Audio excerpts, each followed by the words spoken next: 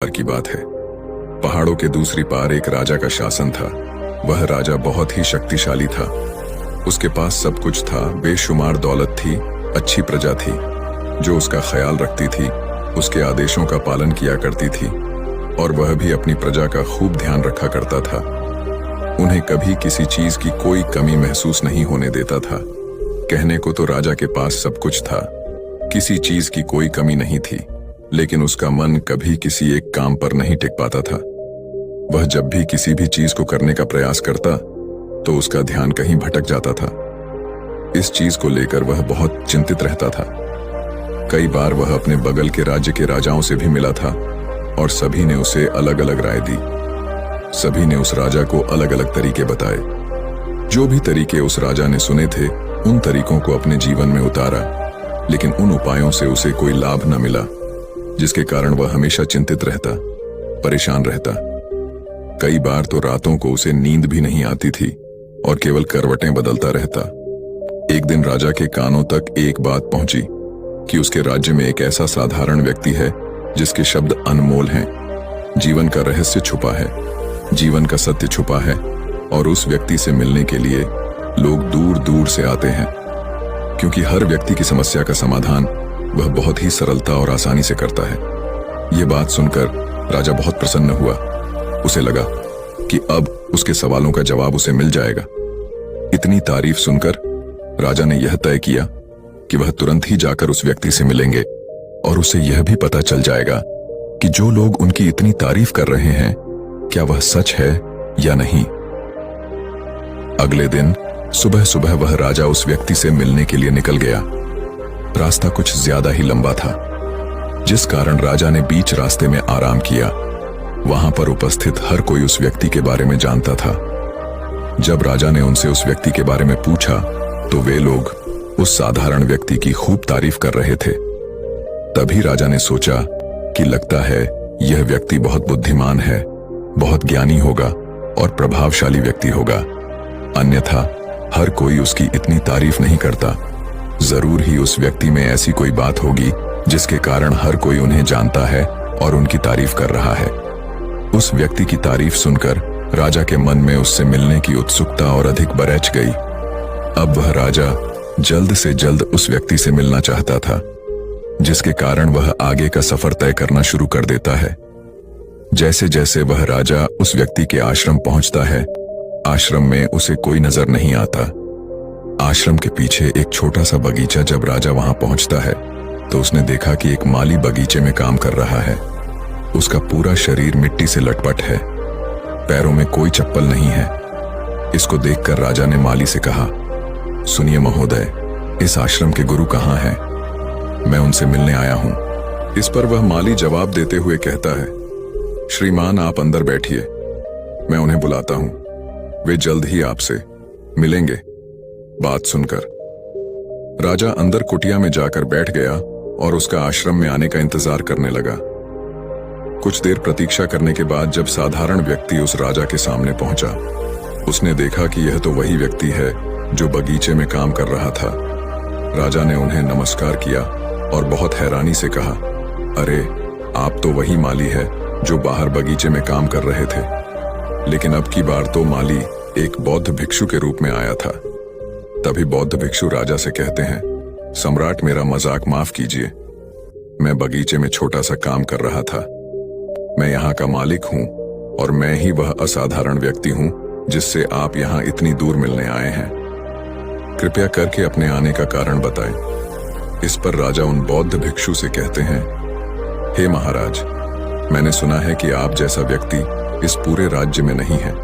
मैंने आपकी तारीफ सुनी है, मैंने आपके बारे में कई सारी अच्छी बातें सुनी हैं। मैंने यह भी सुना है कि आपके पास जो भी अपनी समस्या लेकर आता है उसकी समस्या का समाधान आप अवश्य करते हैं। इसी कारण मैं आज आपसे यहाँ पर मिलने आया हूँ और मैं आपसे उपदेश चाहता हूँ, लेकिन मेरे मन में एक शंका है।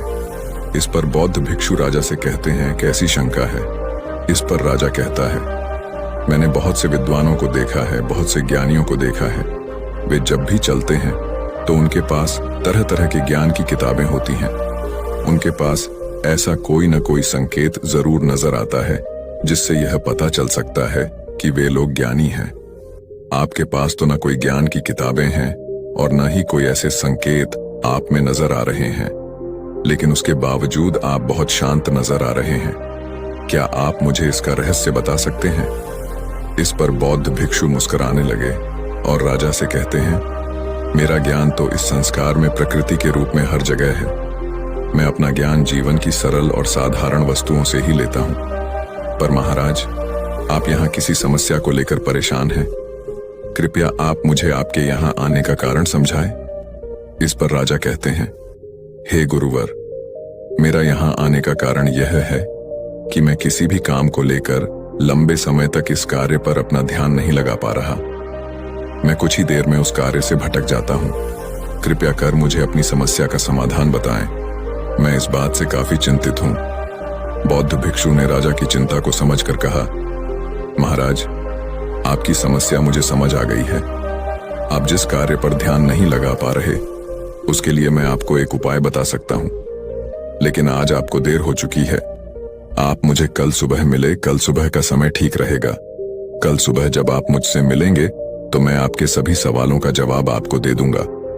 यह कहकर बौद्ध भिक्षु वापस अपने बगीचे में लौट गए और वह राजा भी वापस अपने महल लौट गया। लेकिन सम्राट को रात भर नींद नहीं आई। वो बस यही सोच में खोया रहा कि आखिर बौद्ध भिक्षु मुझे क्या बताने वाले हैं। वो तो मुझे एक साधारण सी माली नजर आ रहे हैं, लेकिन जिस तरह से उनका मन शांत था, जिस तरह से वह शांत नजर आ रहे थे, ये बहुत आश्चर्य करने वाली बात है। रात भर राजा ख्यालों में ही खोया रहा। अगले दिन सुबह सूरज निकलने से ठीक पहले राजा उस आश्रम पर वापस पहुंचा। वहां पर बौद्ध भिक्षु पहले से ही उपस्थित थे। जैसे ही सम्राट वहां पहुंचा, उन बौद्ध भिक्षु ने एक पानी का छोटा सा जग सम्राट के हाथ में थमाते हुए कहा, इसे लीजिए और पौधों पर धीरे धीरे पानी डालिए। यह आपके सामने पूरे 15 पौधे हैं। इन सभी पर आपको इसी प्रकार पानी डालते चलना है।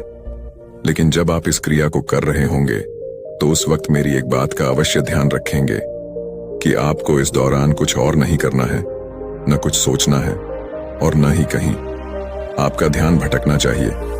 आप जब इन पौधों को पानी दे रहे होंगे तो आपका पूरा ध्यान केवल इन पौधों पर ही होना चाहिए। यदि इस बीच आपके मन में कोई विचार आए तो वहीं पर रुक जाइएगा और फिर दोबारा से पहले पौधे से पानी डालना शुरू कीजिए। और जब आप मेरी बात मानकर किसी प्रकार इन सभी 15 के 15 पौधों को पानी दे देंगे, तब आप मेरे पास आइएगा। मैं आपके सभी सवालों का जवाब आपको दे दूंगा। राजा ने आज तक ऐसा कोई काम नहीं किया था और उसे यह काम बहुत छोटा सा लग रहा था। राजा पहली बार ऐसा कोई काम करने जा रहा था। उसने पानी के जग से पहले पौधे पर बहुत ही ध्यानपूर्वक पानी दिया और फिर दूसरे पौधे की ओर आगे गया। दूसरे पौधे पर भी उसने ध्यानपूर्वक पानी दिया। फिर उसने तीसरे पौधे पर पानी देना शुरू किया ही था कि उसके मन में तरह तरह के विचार उत्पन्न होने लगे। उसे अपने महल का बगीचा याद आने लगा, जहां पर तरह तरह के फूल थे, तरह तरह के पौधे लगे हुए थे। तभी अचानक उस राजा को बौद्ध भिक्षु की बात याद आ गई कि यदि मन में कोई भी विचार उत्पन्न हो तो उसे फिर से पहले पौधे से पानी देना शुरू करना होगा। राजा तुरंत पहले पौधे के पास वापस पहुंचा और उसने फिर से पहले पौधे को पानी दिया। दूसरे पौधे को उसने फिर से ध्यानपूर्वक पानी दिया। जैसे ही वह तीसरे पौधे पर पहुंचा, उसके मन में फिर से कई तरह के विचार उत्पन्न होने लगे। अब की बार यह सोच रहा था, पता नहीं मेरे बिना मेरे साम्राज्य में क्या हो रहा होगा। और अब की बार राजा को बहुत क्रोध आने लगा। मैंने सोचा कि आखिर में यह छोटा सा कार्य क्यों नहीं कर पा रहा हूं। वह तुरंत ही फिर से पहले पौधे के पास पहुंचा। उसने अब की बार बहुत ध्यानपूर्वक पहले पौधे को पानी दिया, दूसरे पौधे को भी ध्यानपूर्वक पानी दिया। ऐसे करते करते अब की बार राजा करीबन 5 पौधों में बहुत ही ध्यानपूर्वक पानी दे चुका था। लेकिन अब जैसे ही उसने 7वें पौधे पर पानी देना शुरू किया, उस पानी को देखकर राजा के मन में नदी के विचार उत्पन्न होने लगे। सम्राट बहुत परेशान हो चुका था। जितनी बार वह पौधों को पानी देने का प्रयास करता है, हर बार वह असफल हो जाता है। उसका मन उतना ही ज्यादा उदास होता जाता है और वह खुद पर क्रोधित हो जाता है। राजा यह बात बहुत अच्छी तरह से जानता था कि भिक्षु उसकी परीक्षा ले रहे हैं। वह बहुत बुद्धिमान था। इस कारण उसने उन बौद्ध भिक्षु के सभी नियमों का पालन करना जरूरी समझा। राजा जितनी बार भी कोशिश करता है, हर बार वह असफल हो जाता। उसका मन उतना ही ज्यादा व्याकुल होता जाता। हमेशा खुद को किसी न किसी विचार में उलझा हुआ पता ऐसे ही करते करते सुबह से शाम का वक्त हो चुका था, लेकिन अब तक वह सम्राट पूरे 15 पौधों में पानी नहीं दे पाया था। जब बौद्ध भिक्षु लौटकर शाम को वापस आश्रम लौटे तो उन्होंने देखा कि वह राजा थक हार कर बैठा हुआ है और तरह तरह की बातों में उलझा हुआ है। तभी बौद्ध भिक्षु राजा के पास पहुंचे और कहने लगे, राजन, मैं तुम्हारी ईमानदारी से बहुत खुश हूं। तुमने अपने कार्य को पूरे मन और लगन के साथ करने का पूरा प्रयास किया, इसलिए जो बात मैं तुम्हें बताने जा रहा हूं उसे बहुत ही ध्यानपूर्वक सुनना और समझने का प्रयास करना। जब हमारा मन विचारों से खाली हो जाता है तब उसमें मन का असली स्वरूप नजर आता है।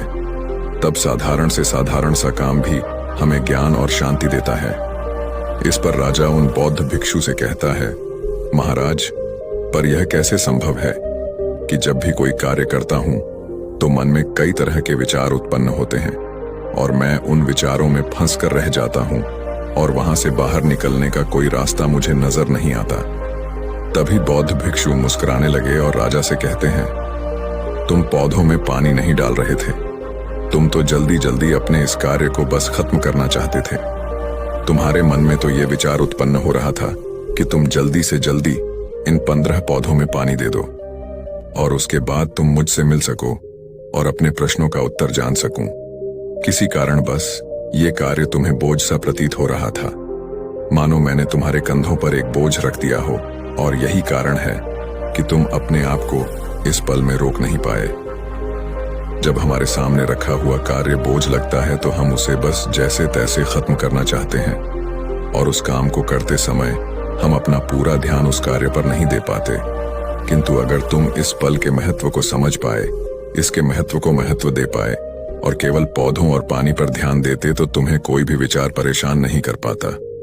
इस पर राजा कहता है, महाराज, मुझे आपकी यह बात समझ में आ रही है कि मैं जल्दी जल्दी इस कार्य को खत्म करके आपसे मिलना चाहता था, जिस कारण मेरा मन इस कार्य में पूरी तरह से नहीं लग सका।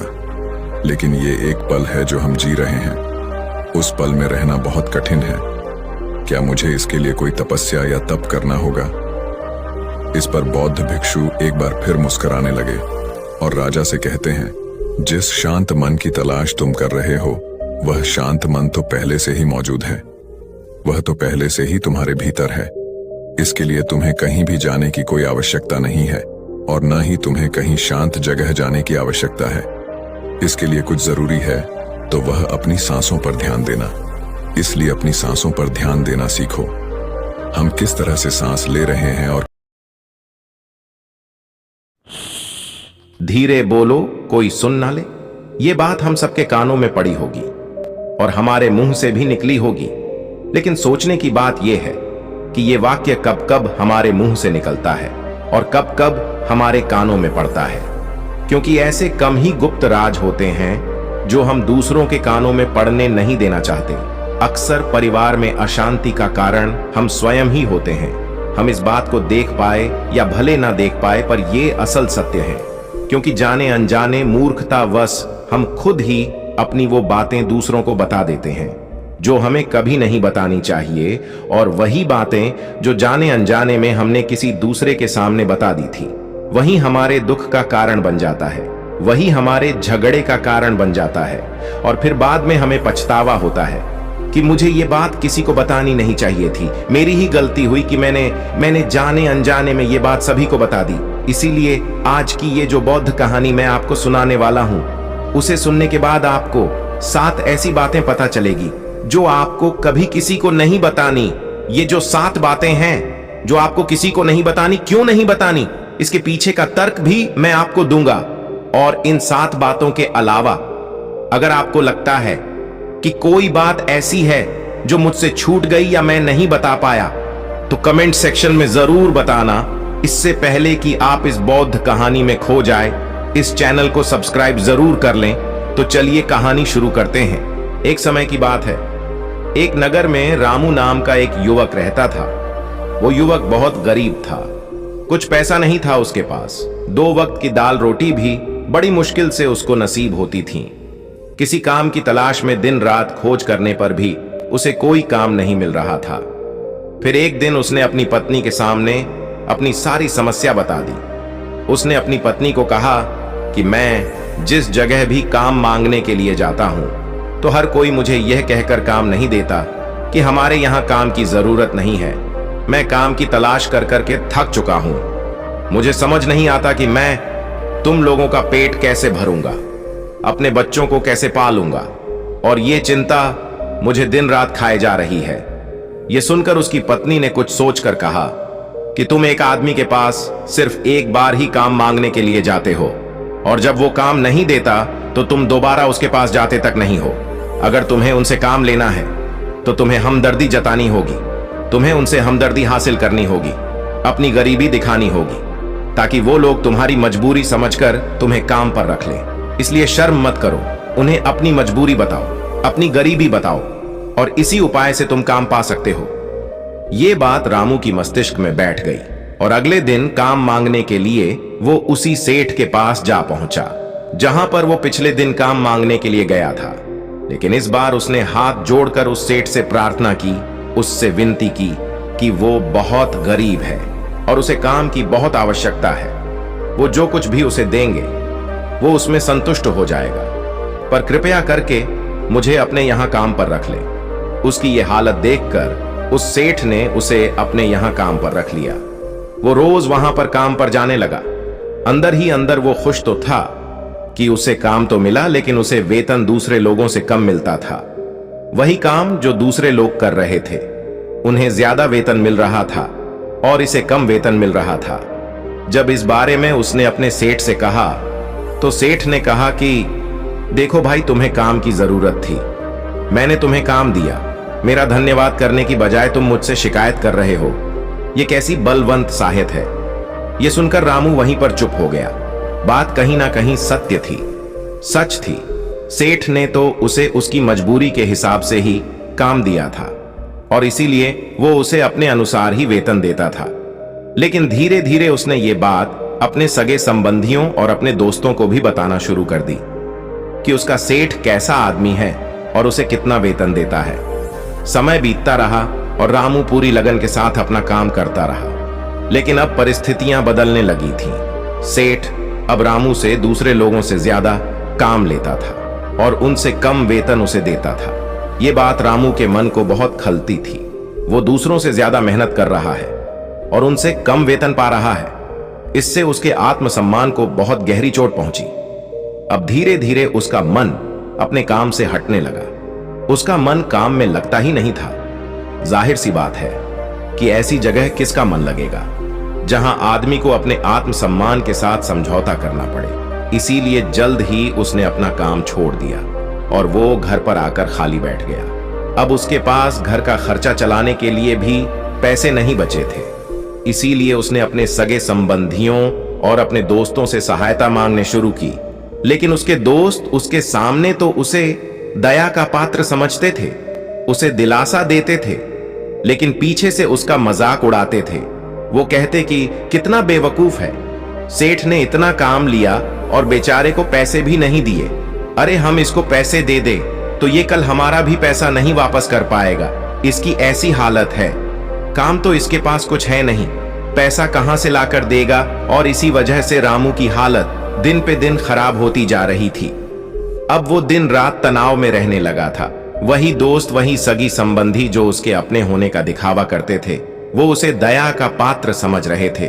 उन्हें उसके ऊपर तरस आ रहा था। सब लोग आकर उसे ज्ञान तो बहुत देते थे, लेकिन कोई सहायता नहीं करता था। और अक्सर ऐसा ही होता है, ज्ञान देने वाले तो बहुत मिल जाते हैं, लेकिन मदद करने वाले, उंगली पकड़कर, हाथ पकड़कर आगे चलाने वाले कितने लोग मिलते हैं। फिर एक दिन उसे पता चला कि पड़ोस वाली गांव में एक बौद्ध भिक्षु आया हुआ है जो बहुत ही ज्ञानी है। रामू इतना तनाव में था कि उसे कोई रास्ता नजर ही नहीं आ रहा था। इसीलिए जाने अनजाने वो उस बौद्ध भिक्षु के पास पहुंच जाता है। वहां पहुंचकर वो सीधे उनके पैरों में गिरकर रोने लग जाता है। वो रोते रोते उन्हें अपनी सारी परिस्थिति बताता है। उसे बताता है कि किस तरह उसके सेठ ने उसका फायदा उठाया और उसके सगे संबंधी उसके साथ कैसा व्यवहार रखते हैं। सारी बातें सुनकर बौद्ध भिक्षु ने उसे चुप कराते हुए कहा कि भंते, ये सारी समस्याएं तुम्हारी बुद्धिहीनता, तुम्हारी मूर्खता के कारण उत्पन्न हुई है। अगर तुम्हारे अंदर विवेक होता तो इनमें से एक भी समस्या तुम्हारा चित्त को दुखी नहीं कर सकता था, लेकिन तुमने अपने अविवेक के कारण, अपनी मूर्खता के कारण खुद ही अपने रास्ते में कांटे बिछा दिए। परंतु आज मैं तुम्हें 7 ऐसी बातें बताने जा रहा हूं जो भूल कर भी किसी को मत बताना, और इन बातों का अनुसरण करते हुए तुम बाहर से मिलने वाले दुखों को तो दूर कर ही सकते हो जो बेवजह दुनिया की वजह से तुम्हारे अंदर पनपते हैं। पहली बात जो किसी को नहीं बतानी चाहिए वो है अपनी मजबूरी। अपनी मजबूरी का दिखावा करके दूसरों का दया पात्र बनाकर उनकी सहायता लेने की गलती कभी मत करना। हो सकता है कि आज वो तुम्हारी मजबूरी देखकर तुम्हारी सहायता कर दे, लेकिन कल वो तुम्हारा फायदा उठाने से भी नहीं चुकेगा, और अगर फायदा भी नहीं उठाया तो दूसरों के सामने तुम्हारा मजाक बनाने में वो आदमी कभी नहीं झुकेगा। इसीलिए कभी भी अपनी मजबूरी का दिखावा मत करो। अगर घर में 2 रोटी है, सूखी रोटी है, तो वहीं खाकर सो जाओ, लेकिन दूसरों को इसके बारे में भनक तक नहीं लगनी चाहिए। जरा आप खुद सोचो, मजबूरी बताने का क्या प्रयोजन होता है एक इंसान का? या तो वो दूसरों से सहानुभूति हासिल करना चाहता है या उनसे कोई आर्थिक मदद चाहता है, लेकिन अगर दोनों ही परिस्थितियां आप देखें तो दूसरा आदमी आपका फायदा उठाने से नहीं चुकेगा, और अगर वो फायदा नहीं भी उठाएगा तो अपनी नजर में तो वो आपको मूर्ख ही समझेगा, बेवकूफ समझेगा, और दूसरों के सामने आपका मजाक तो जरूर बनाएगा। इसीलिए अपनी मजबूरी के बारे में कभी किसी को मत बताना। दूसरी बात जो किसी को भी नहीं बतानी चाहिए वो है अपनी अतीत की गलतियां और भविष्य की रणनीतियां। जरा सोचो कि अगर हम अपने अतीत की गलतियां किसी दूसरे को बताते हैं तो उसका क्या प्रभाव होगा? वो गलतियां ठीक तो नहीं की जा सकती, जाहिर है, तो उन्हें बताने का क्या प्रयोजन रह जाता है? आप अपने अंधेरे पक्ष को खुद दुनिया के सामने बता रहे हो, खुद अपनी गलतियां दूसरों के सामने बता रहे हो। इससे उस आदमी की नजर में आपका एक चरित्र घटित हो जाएगा और वो भविष्य में हमेशा आपको उसी नजरिए से देखेगा। इसीलिए किसी भी आदमी की नजर में अपना चरित्र गठित मत होने दो, और जरा सोचो कि आप व्यर्थ में ही अपने भविष्य की रणनीतियां दूसरों के सामने बता रहे हो। जो लोग आपके काम का हिस्सा ही नहीं है उनके सामने अपने भविष्य की रणनीतियां, अपनी डींगे हाँकने का क्या फायदा? वो लोग आपकी सहायता तो नहीं करेंगे, लेकिन आपकी भविष्य की रणनीतियों में बाधा जरूर बन सकते हैं। आप खुद अपनी विवेक का इस्तेमाल करिए और सोचिए कि आपके साथ भी ऐसा हुआ है कि आपने अपनी भविष्य की रणनीति किसी को बताई हो और वो कामयाब ही ना हुई हो। जरूर हुआ होगा, जरा गौर से सोचिए। तीसरी बात जो किसी को नहीं बतानी चाहिए वो है अपने घर की बातें। जो भी हमारे घर के अंदर आपस में बातचीत होती है, हमारे माँ बाप के साथ, हमारी पत्नी के साथ, हमारे बच्चों के साथ, वो बातें परिवार तक ही सीमित रहनी चाहिए। अगर आप इन बातों का दूसरों के सामने ढिंढोरा पीटते हो तो दूसरों को आपके घर में घुसने का एक मौका मिल जाता है, और वो इसका फायदा उठाने से कभी नहीं चूकेंगे। वो आपके परिवार के सदस्यों को आपसे दूर लेकर जाने की कोशिश करेंगे। अक्सर ऐसा होता है, हम समाज में देखते हैं कि हम अपने घर के झगड़ों को कम करने के लिए उन झगड़ों को अपने पड़ोसियों और दूसरे सगे संबंधियों को देते हैं, लेकिन इससे आपको सहायता कभी नहीं मिली होगी, बल्कि आपके घर की लड़ाई झगड़े और ज्यादा बढ़ गए होंगे। और वो जाहिर है वो बढ़ेंगे अगर आप अपने माँ बाप की बात दूसरों को बताएंगे तो आपकी माँ बाप को बुरा लगेगा। यही कि हमारा बेटा हमसे बताए बगैर दूसरों को ये बातें बता रहा है। इसीलिए अपने घर की बातें और अपने घर की लड़ाई झगड़े किसी के सामने मत बताना।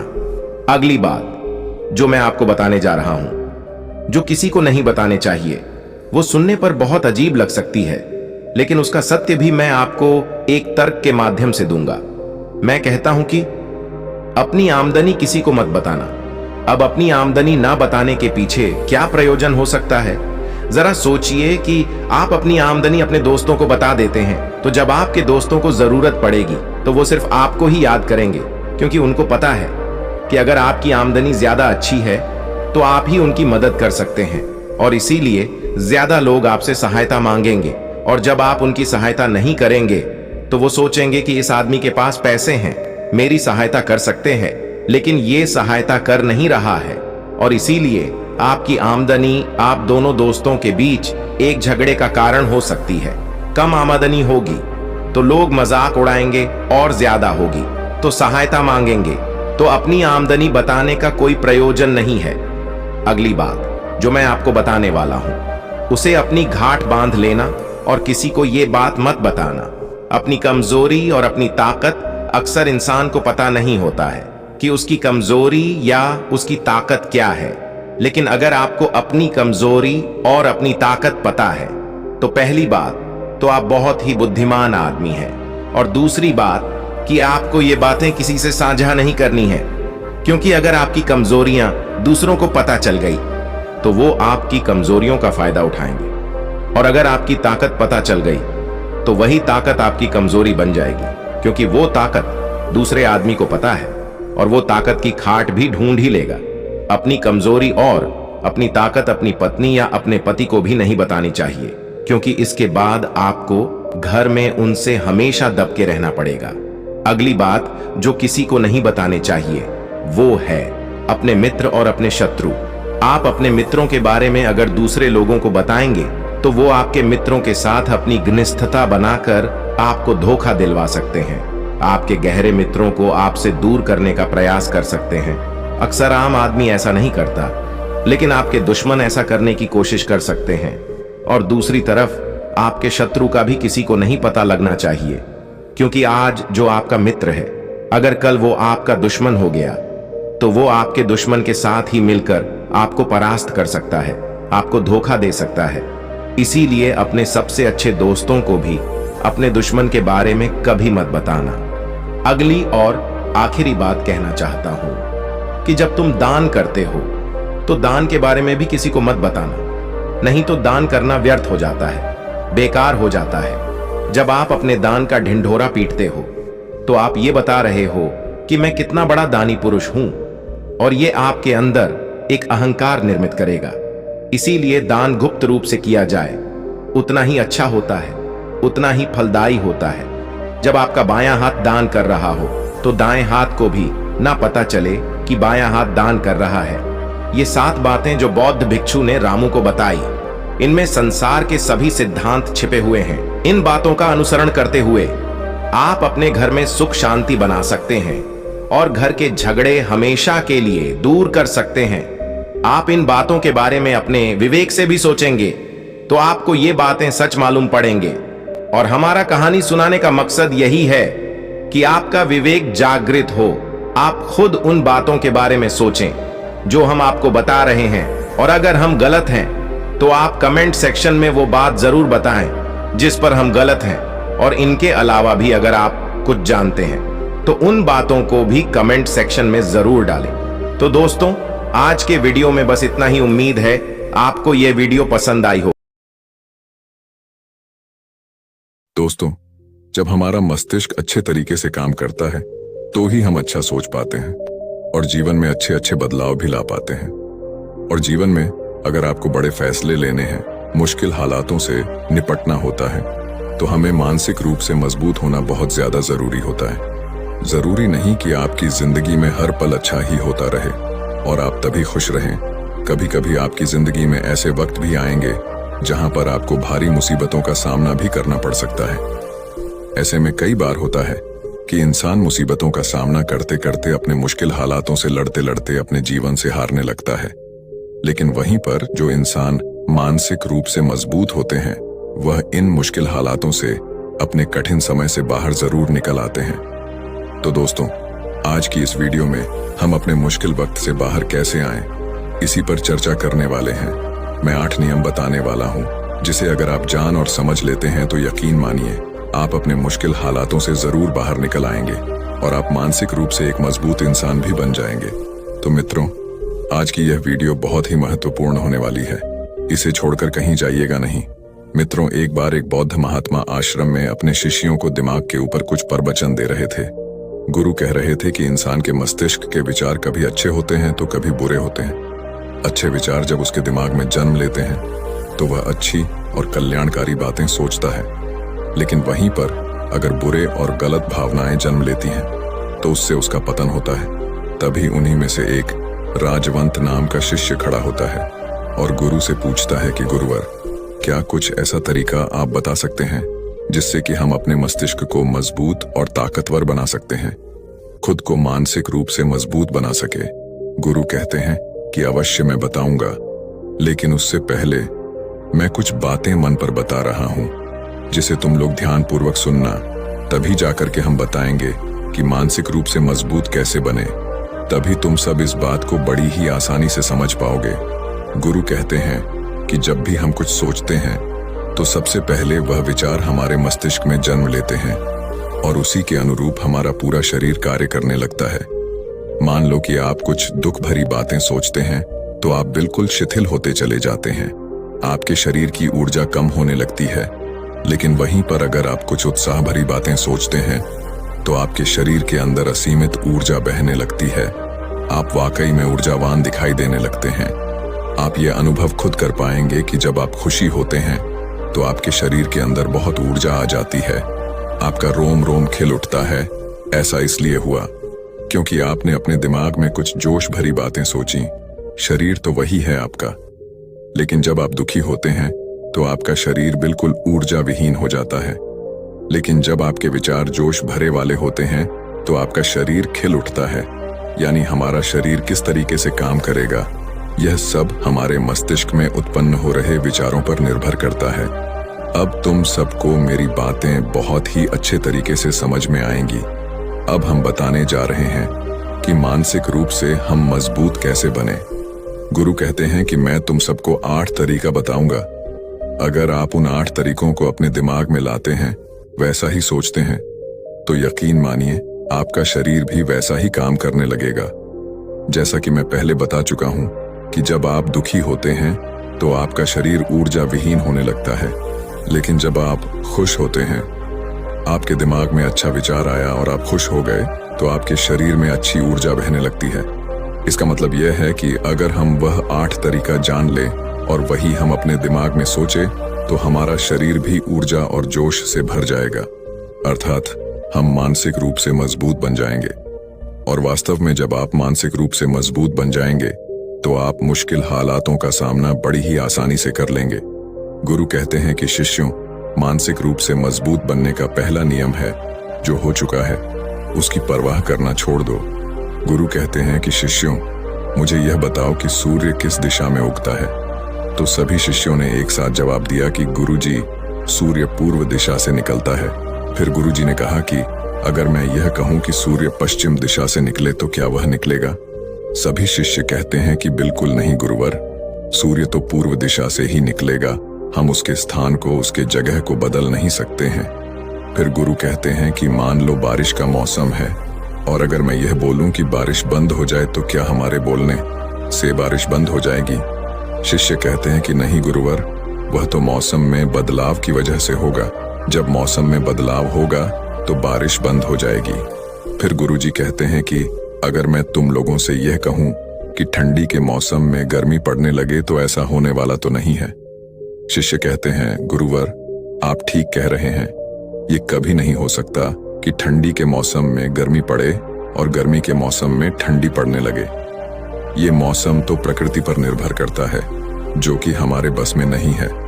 फिर गुरु कहते हैं कि ठीक उसी प्रकार अगर जो चीज हमारे वश में नहीं होती है या जो बातें, घटनाएं बीत चुकी हैं, अगर हम उन घटनाओं को लेकर के बार बार परेशान होते रहेंगे या उसकी बहुत ज्यादा परवाह करेंगे तो क्या हम भूतकाल की घटनाओं को बदल सकते हैं? शिष्य कहते हैं कि नहीं गुरुवर।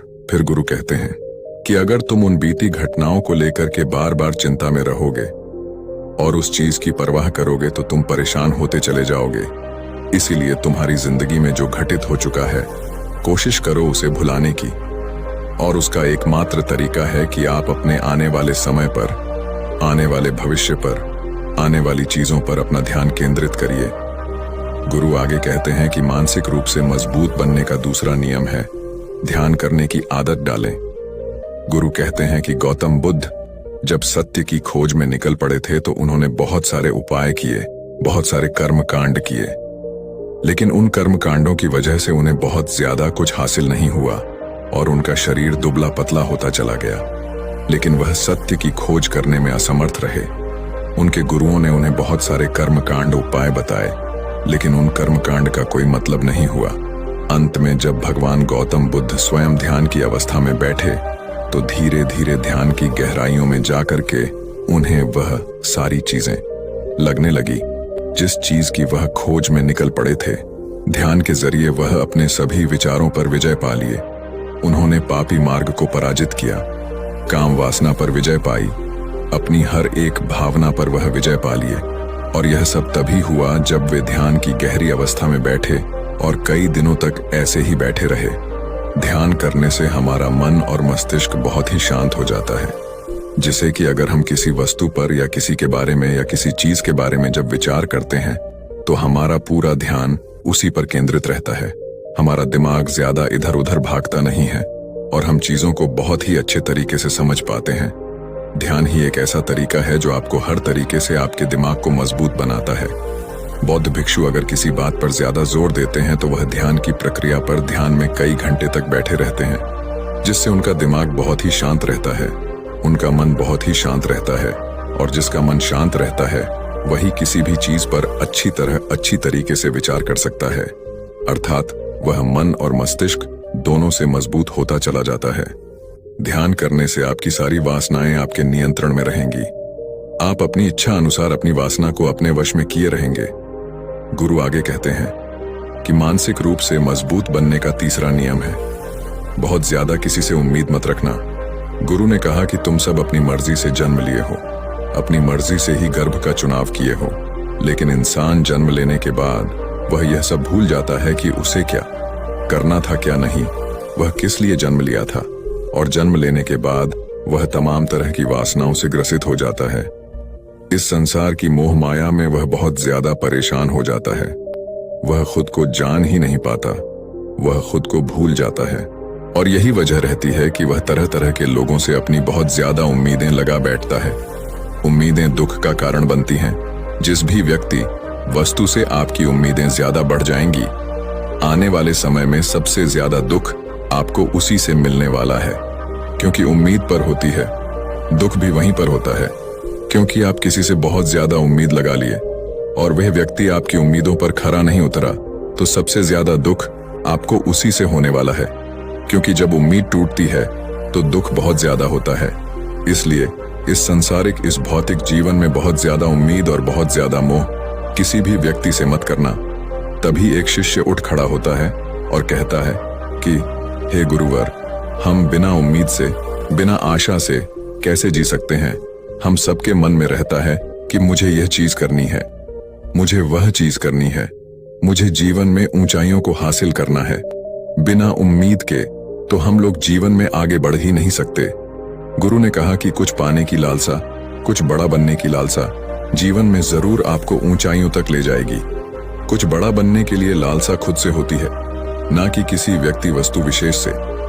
मैं यहाँ पर लोगों के बारे में बात कर रहा हूँ कि अगर तुम यह सोचो कि मेरा दोस्त मेरे साथ हमेशा खड़ा रहेगा या मेरे लिए मेरे साथ हमेशा खड़ा रहेगा, या आप जो सोचे वह सामने वाला इंसान आपके लिए वैसा करे, तो यह सभी चीजें बहुत ज्यादा उम्मीद और मोह को बढ़ावा देती हैं। बहुत ज्यादा उम्मीद किसी से मत रखना।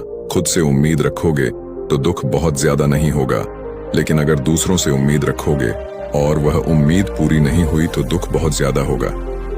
कई बार होता है कि माता पिता जो अपने जीवन में हासिल नहीं कर पाए, वह चाहते हैं कि वह चीज उनके बच्चे हासिल करें। वह सारा भार अपने बच्चों पर लाद देते हैं। बच्चे उनके हिसाब से चले व उनकी उम्मीदों को पूरा करें। उन्होंने ने जो अपने जीवन में हासिल नहीं कर पाया, वह काम अब उनके बच्चे करें। और लगभग इस समय तो सभी के माता पिता यही कह रहे हैं। बहुत कम लोग होते हैं जो अपने बच्चों को आजाद रखते हैं। मेरी सभी से गुजारिश है कि अपनी उम्मीदों का पहाड़ अपने बच्चों पर ना थोपे। गुरु कहते हैं कि मानसिक रूप से मजबूत होने का चौथा नियम है कि पहली बार में ही किसी काम में फेल होने से डरो मत। गुरु आगे कहते हैं कि शिष्यों, अगर डर तुम पर हावी हो जाएगा तो तुम अवश्य असफल हो जाओगे। अपनी जिंदगी में वह इंसान सबसे ज्यादा असफल होता है जिसे अपने लक्ष्य को पाने का डर रहता है। अगर डर तुम्हारी जिंदगी में बढ़ गया तो तुम्हें वह असफलता की तरफ जरूर ले जाएगा, क्योंकि डर तुम्हारे आत्मबल को, तुम्हारे आत्मविश्वास को डगमगा देगा, कमजोर कर देगा। और तुम्हारा आत्मबल, तुम्हारा आत्मविश्वास कमजोर हो जाएगा तो तुम निश्चित ही अपने लक्ष्य को पाने में असमर्थ महसूस करोगे, और यही असमर्थता तुम्हें असफलता की तरफ ले जाएगी। इसलिए जीवन में जब तुम अपने लक्ष्य की प्राप्ति के लिए आगे बढ़ो तो मन में किसी भी चीज की शंका मत रखो कि मैं फेल हो जाऊंगा, अगर यह नहीं हुआ तो यह हो जाएगा। ये सब बातें अपने दिमाग में मत लाओ, क्योंकि यह सभी बातें आपको डर की तरफ ले जाएंगी, और जब डर बढ़ेगा तो तमाम शंका आपके दिमाग में पैदा होगी। आपको घबराहट भी हो सकती है, आपको नींद नहीं आएगी, रात को बेचैन मन होने लगेगा, क्योंकि आपका डर आपको असफलता की तरफ ले जा रहा है। और जब असफलता का विचार आपके दिमाग में आएगा तो आप और ज्यादा डरने लगेंगे। इसलिए जीवन में जब आप लक्ष्य की प्राप्ति के लिए आगे बढ़ जाओ तो मन में कोई शंका मत रखो, सिर्फ और सिर्फ अपने काम करने पर ध्यान दो।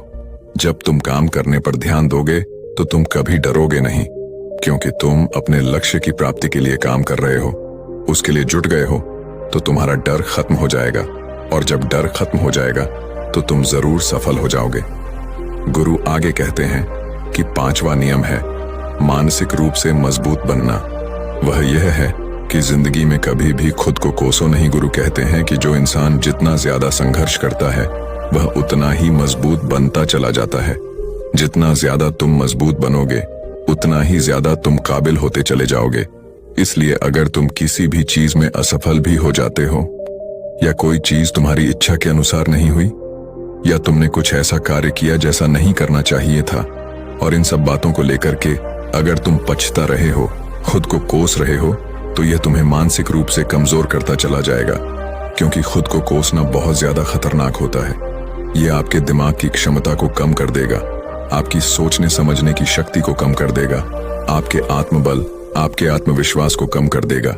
इसीलिए जीवन में कभी भी किसी भी कार्य के लिए खुद को कोसना नहीं, क्योंकि अगर वह कार्य तुमसे नहीं हुआ है या जो तुम सोच रहे हो वह जिंदगी में नहीं कर पाए, तो इसका मतलब यह नहीं है कि तुम असफल ही हो गए। अगर मैं यह कहूं कि यह सामने वाला आम का पेड़ है, इस पर सबसे पहले कौन सा जानवर चढ़ेगा? हाथी चढ़ेगा, बंदर चढ़ेगा, या फिर गिलहरी और या फिर शेर? तो सभी शिष्यों ने कहा कि गुरुवर, इस पर तो गिलहरी और बंदर सबसे पहले चढ़ जाएंगे। तभी फिर गुरु कहते हैं कि तो अगर ये हाथी सोचे कि मैं इस पेड़ पर नहीं चढ़ पाया, अगर वह खुद को कोसने लगे, तो क्या यह सही है? शिष्य ने कहा कि गुरुवर, यह तो गलत बात है, क्योंकि हाथी तो कभी भी पेड़ पर चढ़ ही नहीं सकता। हाथी तो पेड़ पर चढ़ने के लिए बना ही नहीं है। गुरु कहते हैं कि ठीक इसी प्रकार हर एक व्यक्ति का काम करने की कला का, दिमाग का अलग अलग महत्व होता है। कोई किसी कार्य में माहिर होता है तो कोई किसी कार्य में। बस हमें इसी को समझने की जरूरत होती है। जरूरी नहीं कि दुनिया के लोग जैसा कर रहे हैं तो तुम भी वैसा करो। तुम अपनी प्रतिभा के हिसाब से कार्य को करो। अगर तुम अपनी प्रतिभा के हिसाब से करोगे तो तुम उसमें जरूर सफल होगे। गुरु आगे कहते हैं कि मानसिक रूप से मजबूत बनने का 6वां नियम है अपनी ऊर्जा को व्यर्थ में बर्बाद मत करो। गुरु कहते हैं कि तुम सबके अंदर अभी बहुत ऊर्जा है।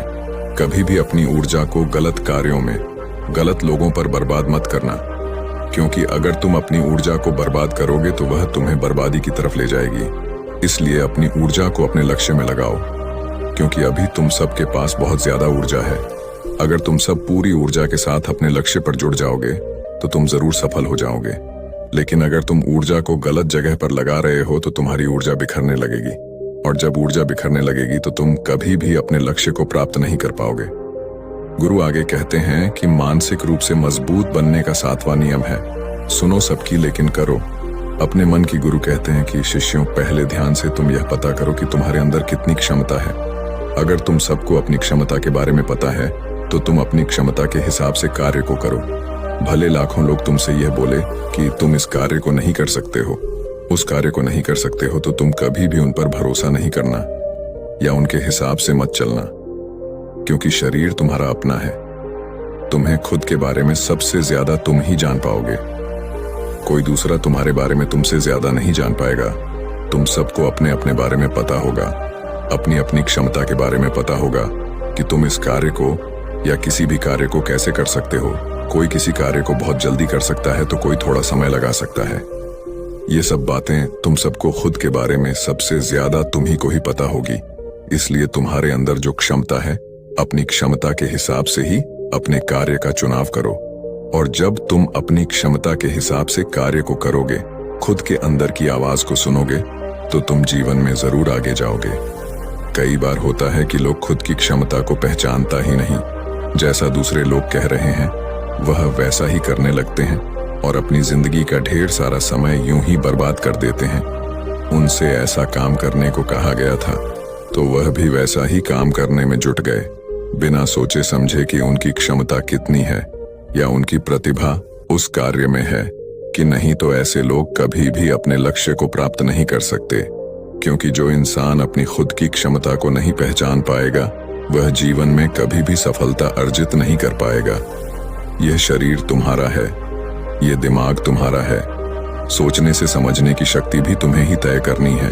तुम्हें पता होना चाहिए कि तुम्हारा शरीर कितना मजबूत है, कितना ताकतवर है और इसमें कितनी क्षमता है। और अगर क्षमता नहीं है तो अपने शरीर की क्षमता को बढ़ाने की कोशिश करिए और खुद के अंदर की खुद की भावनाओं को सुनने का प्रयास करिए और अपनी क्षमता के हिसाब से आगे बढ़िए। फिर गुरु आगे कहते हैं कि मानसिक रूप से मजबूत बनने का 8वां नियम है बोलना कम करो और अपने कार्य पर ध्यान दो। गुरु आगे कहते हैं कि जो इंसान बहुत ज्यादा बोलता है वह अपनी ऊर्जा को यूं ही नष्ट करता रहता है, क्योंकि जो बोलता ज्यादा है वह सोचता कम है, क्योंकि उसने अपनी सारी की सारी ऊर्जा बोलने में खपत कर दी तो वह सोचेगा क्या उसे सोचने का समय ही नहीं मिल पाया। लेकिन जो इंसान कम बोलता है उसे सोचने का समय ज्यादा मिल जाता है। और जब तुम किसी बात पर या किसी तत्व पर ज्यादा विचार करोगे तो जाहिर सी बात है कि तुम्हारे दिमाग में तमाम विचार आएंगे और वह विचार ही तुम्हें सफलता की तरफ ले जाएंगे। गुरु कहते हैं कि शिष्यों, अगर मैं तुमसे कुछ सवाल पूछता हूं तो सबसे पहले तुम सोचते हो, तुरंत बोल तो नहीं देते।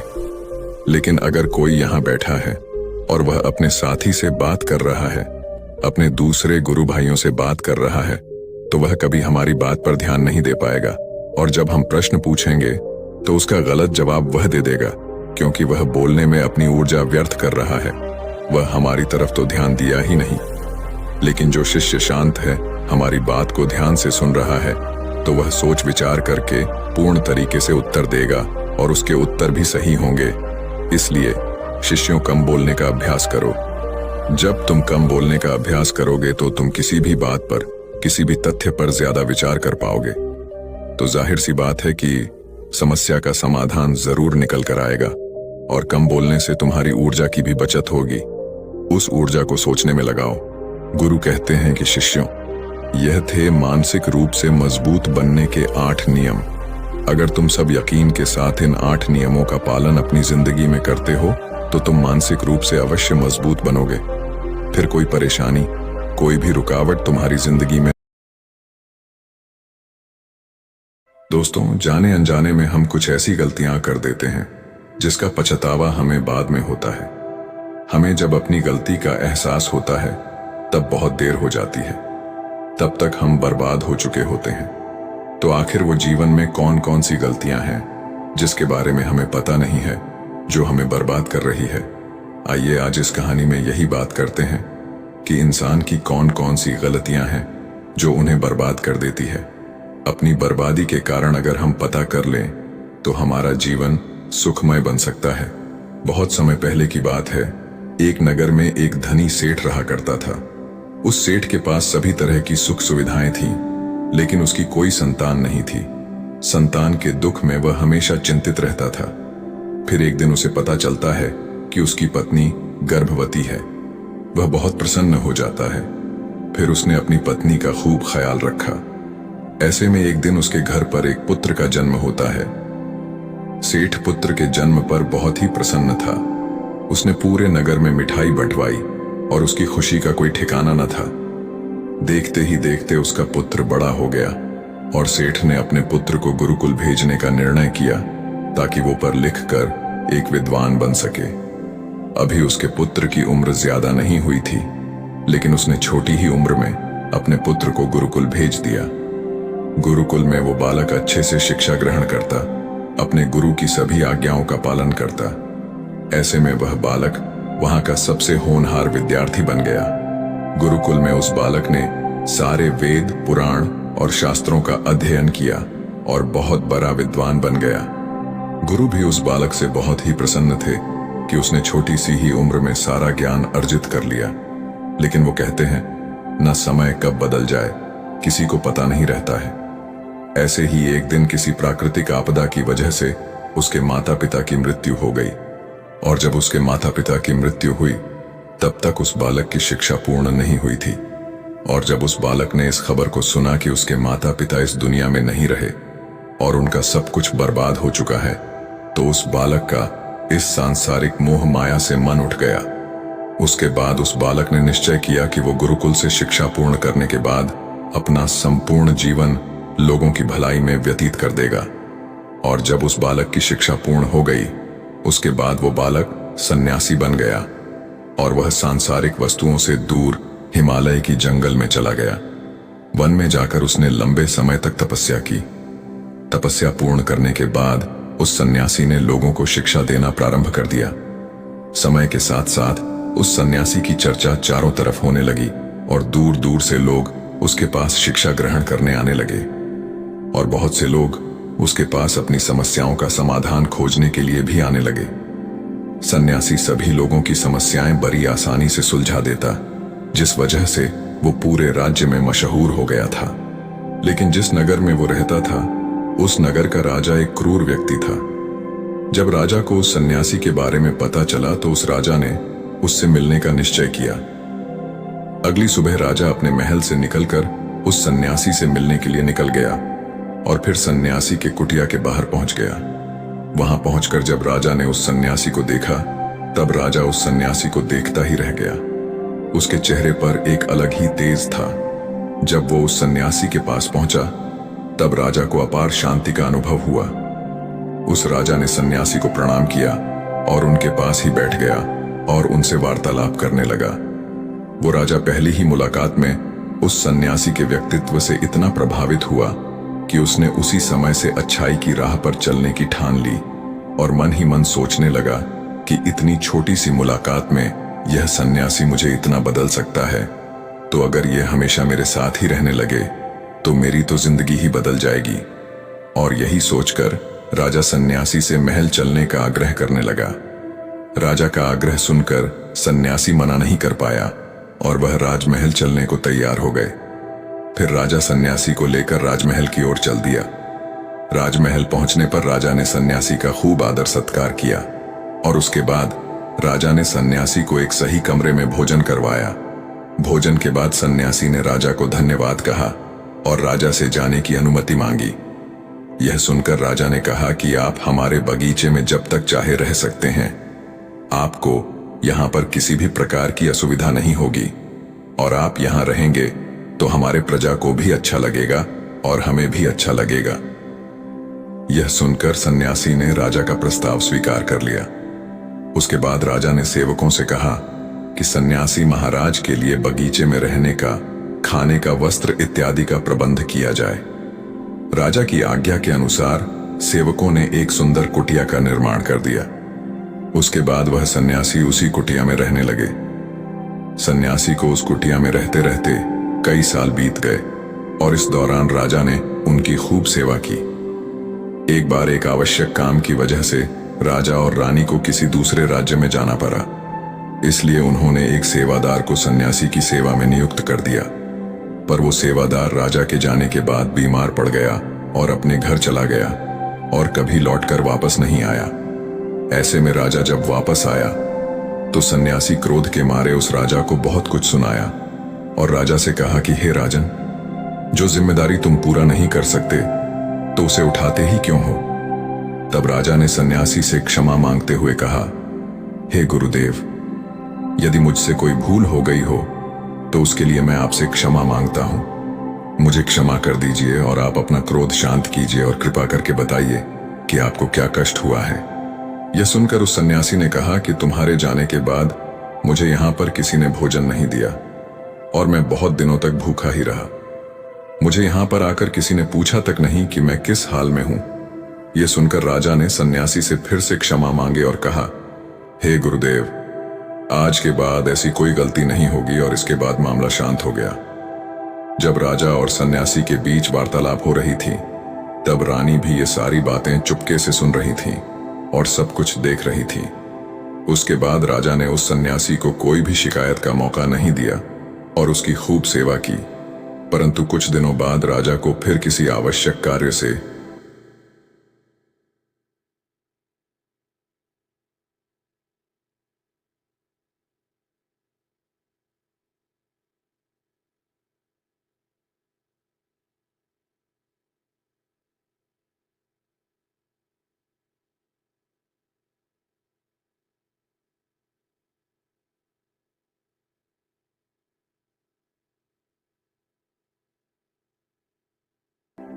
लेकिन इस बार राजा ने राज्य से बाहर जाने से पहले अपने रानी को कहा कि जब तक मैं नहीं आऊं तब तक आप स्वयं सन्यासी की देखभाल करोगी। यह सुनकर रानी ने कहा कि जी महाराज, आप निश्चिंत होकर जाइए, मैं सन्यासी महाराज की अच्छे से सेवा करूंगी। उसके बाद रानी हर रोज भोजन बनाकर सन्यासी को भेज देती थी।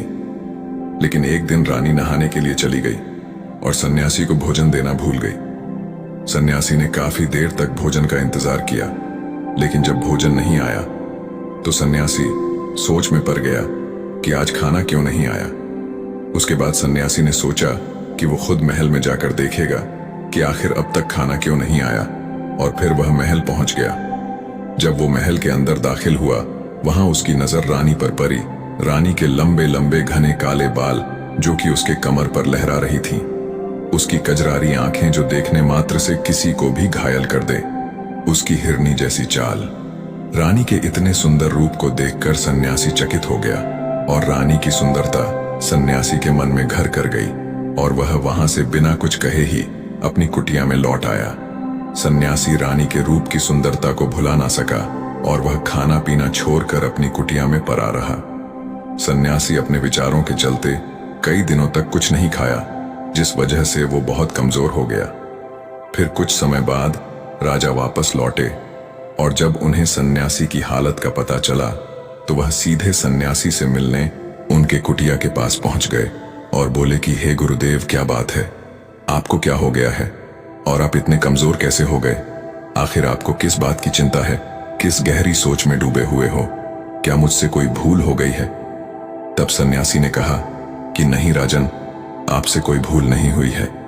यह सुनकर राजा ने कहा, तो फिर आखिर क्या बात है, आप मुझे बताइए, मैं आपकी परेशानी जरूर हल करूंगा।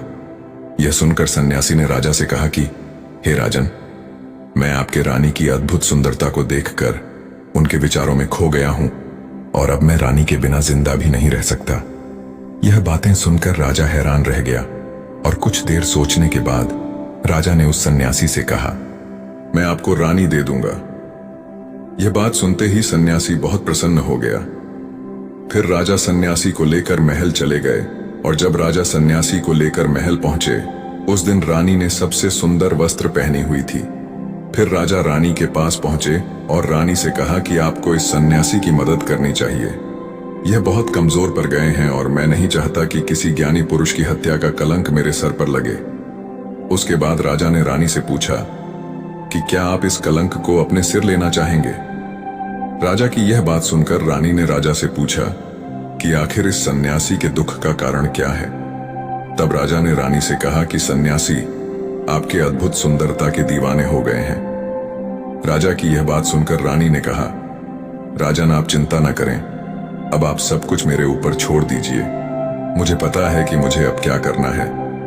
उससे आपके ऊपर न तो सन्यासी के हत्या का पाप लगेगा और न ही उससे मेरी पवित्रता का नाश होगा।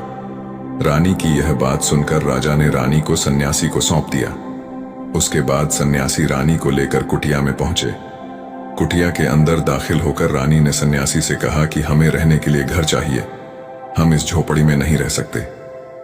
यह सुनकर सन्यासी राजा के पास गया और राजा से जाकर बोला कि हे राजन, हमें रहने के लिए एक घर चाहिए। सन्यासी की बात सुनकर राजा ने उनके लिए घर का प्रबंध कर दिया। फिर सन्यासी रानी को लेकर घर पहुंचा। जब रानी सन्यासी के साथ उस घर पर पहुंची तब रानी ने कहा कि यह घर तो बहुत गंदा है और इसकी हालत बहुत खराब है, मैं इस घर में नहीं रह सकती। यह सुनकर फिर से वो सन्यासी राजा के पास गया और राजा के पास जाकर बोला, हे राजन, आपने जो हमें घर दिया है उस घर की हालत बहुत खराब है। सन्यासी की बात सुनकर राजा ने घर की हालत ठीक करवा दी। उसके बाद फिर रानी घर के अंदर गई और नहा धोकर बिस्तर पर आ गई। फिर सन्यासी भी बिस्तर पर आ गया। फिर उसके बाद रानी ने सन्यासी से कहा कि आपको पता है आप कौन हैं और अब आप क्या बन गए हैं। आप एक महान सन्यासी थे जिसके लिए राजा स्वयं सारी सुविधाएं उपलब्ध कराते थे।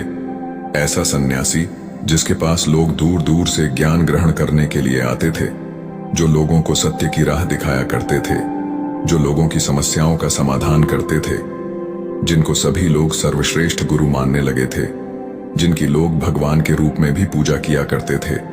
और आज आप अपने वासना के कारण मेरे गुलाम बन गए हैं। रानी की ये सारी बातें सुनकर उस सन्यासी को बड़ा झटका लगा और उसे महसूस हुआ कि वो तो एक सन्यासी है और वो ये सब क्या कर रहा है। वो तो इन सारी सुख सुविधाओं को छोड़कर शांति की तलाश में वन में चला गया था। जब सन्यासी को सुध-बुध आई तो वो जोर जोर से रोने लगा और चिल्लाने लगा और रानी से कहने लगा, मुझे क्षमा कीजिए महारानी, मैं ये क्या करने जा रहा था। मैं अभी इसी वक्त आपको राजा के पास सौंप कर आता हूं। सन्यासी की यह बात सुनकर रानी ने सन्यासी से प्रश्न किया कि हे गुरुदेव, मेरे मन में भी एक प्रश्न उठ रहा है, कृपया मेरे प्रश्न का उत्तर दीजिए। रानी की यह बात सुनकर सन्यासी ने कहा, पूछो, तुम्हारा क्या प्रश्न है। फिर रानी ने कहा, जब आपको उस दिन भोजन नहीं मिला तो आप बहुत क्रोधित हो गए थे। तब मैंने आपका यह रूप पहली बार देखा था और तभी से मैं आपके व्यवहार में परिवर्तन महसूस कर रही हूं। ऐसा क्यों हुआ गुरुदेव?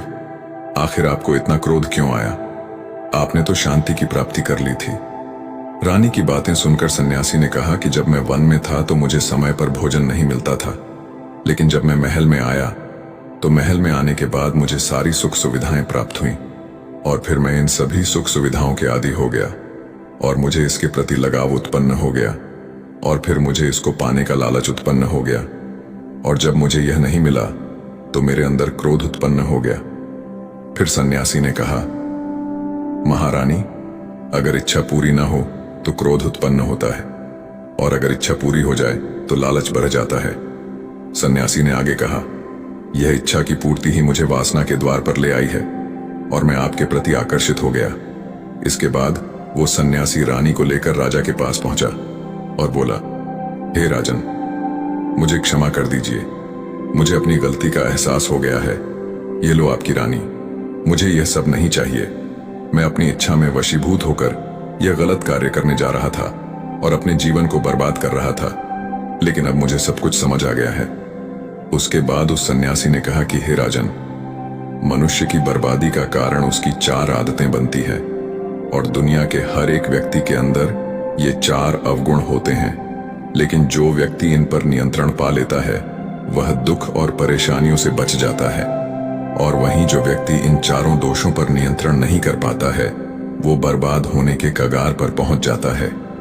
यह सुनकर राजा ने कहा, हे गुरुदेव, आप मुझे वह 4 आदतें बताइए जिससे मनुष्य की बर्बादी हो जाती है। फिर सन्यासी ने राजा को मनुष्यों को बर्बाद कर देने वाली 4 आदतों के बारे में बताया कि हे राजन, मनुष्यों को बर्बाद करने वाली पहली आदत है उसकी इच्छा, क्योंकि इच्छा ही दुनिया के हर एक व्यक्ति के अंदर पहला अवगुण होता है और जो व्यक्ति अपनी इच्छाओं को नियंत्रण में नहीं रख पाता है वह जीवन में किसी भी जगह सफल नहीं हो पाता है, क्योंकि जैसे ही उसकी एक इच्छा पूरी होती है वह दूसरे की ओर बढ़ाने लगता है और दूसरी पूरी होती है तो तीसरी इच्छा उसके मन में जागृत हो जाती है और फिर ऐसा करते करते इच्छाओं पर नियंत्रण न होने के कारण इंसान के मन में संतोष का भाव नहीं आ पाता है और इसी जाल में उलझा रहता है, दुखी रहता है। इसीलिए राजन, जब हम अपनी इच्छाओं पर नियंत्रण पा लेते हैं तो हम हमारे मन पर भी नियंत्रण कर लेते हैं और जब हमारा मन हमारे वश में होता है तो हमें सुख ही सुख की प्राप्ति होती है। फिर जो हम चाहते हैं वही हमारे साथ होता है। फिर सन्यासी कहता है कि हे राजन, मनुष्य को बर्बाद करने वाली दूसरी आदत है वासना। वासना का जन्म हमारे मन में उठने वाली इच्छाओं से होता है। जिस प्रकार इच्छाओं का कोई अंत नहीं होता, उसी तरह मनुष्य वासना के जाल में फंसता ही चला जाता है। वासना में वशीभूत होकर इंसान को कुछ भी नहीं नजर आता है। आज तक जितनी भी लड़ाइयां हुई हैं, उसका सबसे बड़ा कारण स्त्री को पाने की इच्छा के कारण ही हुई है। स्त्री के प्रेम में वशीभूत होकर आज से पहले कई राजा महाराजाओं ने युद्ध किया है। रावण एक बड़ा बुद्धिमान व्यक्ति था, लेकिन वह माता सीता के सुंदरता से वशीभूत होकर अपने आप को बर्बाद कर लिया। उसकी मृत्यु का कारण एक स्त्री ही बनी थी। कई राजा महाराजा तो युद्ध में इसलिए हार गए क्योंकि वो लोग स्त्रियों से रासलीला रचाने में ही रह गए। ईश्वर ने तो स्त्री की उत्पत्ति इस संसार को बनाने के लिए की है, लेकिन आजकल लोगों ने इसे अपना वासना का रूप बना लिया है। स्त्री को अपने मनोरंजन का सामान सोचने लगे हैं, और जब उन्हें अपना ये मनोरंजन नहीं मिलता तो वो पागल हो जाते हैं और न जाने क्या क्या कर बैठते हैं। इसलिए हे राजन, जितना हो सके उतना वासना से दूर रहना चाहिए। फिर सन्यासी कहते हैं कि हे राजन, मनुष्य को बर्बाद करने वाली तीसरी आदत है क्रोध। क्योंकि जब मनुष्य की वासना की पूर्ति नहीं होती है तो उसके अंदर क्रोध उत्पन्न हो जाता है, और जब व्यक्ति को क्रोध आता है तो उस पर उसका नियंत्रण नहीं होता है, और फिर वह क्रोध में आकर कई गलत निर्णय ले लेता है। क्रोध में व्यक्ति दूसरों को भला बुरा कह देता है, गालियां भी निकाल देता है, और जब उनका क्रोध शांत होता है तो उन्हें अपनी गलतियों का एहसास होता है, लेकिन तब तक तो सब कुछ बर्बाद हो चुका होता है। क्रोध के कारण मनुष्य के कई बने बनाए काम बिगड़ जाते हैं। जब मनुष्य के अंदर क्रोध उत्पन्न होता है तो वह अंदर से बहुत कमजोर हो जाता है, और एक कमजोर मनुष्य जीवन में कुछ नहीं कर सकता है, उसे कभी भी सफलता नहीं मिलती है। फिर सन्यासी कहता है, हे राजन, मनुष्य को बर्बाद करने वाली चौथी आदत है लालच। हे राजन, लालच का फल सदैव ही बुरा होता है। लालच में पड़कर हम बहुत लोगों का बुरा कर देते हैं। हर मनुष्य के जीवन में ऐसे अवसर अवश्य आते हैं जब वो लालच कर बैठता है, और अधिक पाने की लालसा में वो कुछ ऐसा कर जाता है जिससे जो उसके पास था वो भी वह खो देता है। क्योंकि जैसे ही व्यक्ति की एक इच्छा पूरी होती है, उसका लालच भी बढ़ जाता है और उसके मन में और कई सारे आकांक्षाएं जन्म लेने लगती हैं। जो व्यक्ति अपने जीवन में लालच करता है वो कामयाबी से भी धीरे धीरे दूर हो जाता है, अगर हम समय रहते ही अपने लालच को त्याग दें और उसके फेरे में न पड़े तो हम एक सफल व्यक्ति अवश्य बन सकते हैं। फिर अंत में सन्यासी कहता है कि हे राजन, अगर मनुष्य इन 4 आदतों को छोड़ देता है तो उसे जीवन में सफल होने से कोई नहीं रोक सकता है। मैं तो एक सन्यासी होकर इन आदतों में पड़ गया और खुद को बर्बाद करने लगा। तो सोचिए, एक साधारण मनुष्य के साथ क्या हो सकता है। इसलिए हे राजन, इन 4 आदतों से मनुष्य को हमेशा दूर रहना चाहिए। तो दोस्तों, उम्मीद है इस वीडियो से आपको काफी कुछ सीखने को मिला होगा, और अगर कुछ सीखने को मिला हो तो हमारे